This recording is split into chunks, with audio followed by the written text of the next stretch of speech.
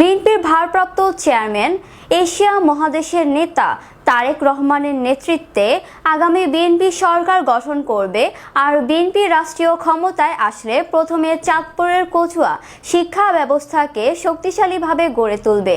শিক্ষা ব্যবস্থার সর্বোচ্চ গুরুত্ব দেওয়া হবে বলে মন্তব্য করেছে বাংলাদেশ জাতীয়তাবাদী দল বিএনপির কেন্দ্রীয় নির্বাহী কমিটির সদস্য, মালয়েশিয়া শাখা বিএনপির সাধারণ সম্পাদক, উপজেলা বিএনপির প্রধান সমন্বয়ক মোহাম্মদ মোশাররফ হোসেন। কচুয়া প্রতিনিধি জানান, তিনি শুক্রবার বারোইয়ারা মোড়ে কচুয়া উপজেলা ছাত্রদলের আয়োজনে মতবিনিময় সভা শেষে সাংবাদিকদের প্রশ্নের উত্তরে এসব কথা বলেন। তিনি ছাত্রদলের নেতাকর্মীদের উদ্দেশ্যে বলেন, আমি ছাত্রদলের নেতাকর্মীদের মাধ্যমে সুন্দর একটি বাগান সাজাবো। নীতি নৈতিকতা তোমাদের মাধ্যমে সমাজে ছড়াইয়া দিতে চাই। তোমাদের মাধ্যমে সকল অন্যায়ের বিরুদ্ধে প্রতিবাদ করতে চাই।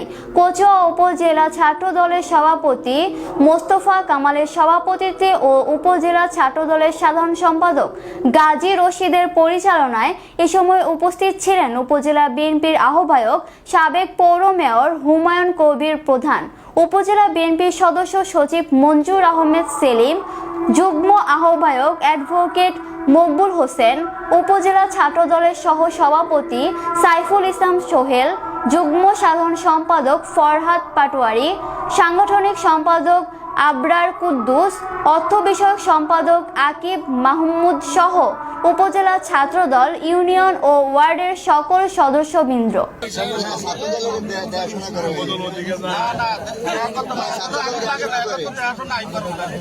আমি তোমাদেরকে দিয়া বাগানটা সাজাইতে চাই, আমি তোমাদেরকে বসাইতে চাই, আমি তোমাদেরকে মোরাল এডুকেশন দিতে চাই, নৈতিকতা নীতি নৈতিকতা তোমাদের মাধ্যমে সমাজে ছড়াই দিতে চাই।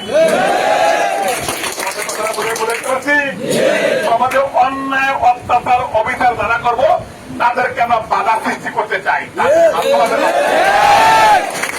তোমরা যদি সবাই একত্রিত থাকো, সবাই যদি মিলেমিশে থাকো, তাহলে তোমাদের সামনে কেউ অন্যায় করতে পারবে, কেউ অত্যাচার করতে পারবে, কেউ চাঁদা খাইতে পারবে, কেউ চাঁদা খাইতে পারবে, কেউ ইয়াবা খাইতে পারবে, তাদের বাধা সৃষ্টি করবে।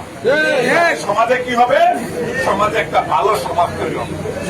আমি কি কথাটা বুঝতে পারছি?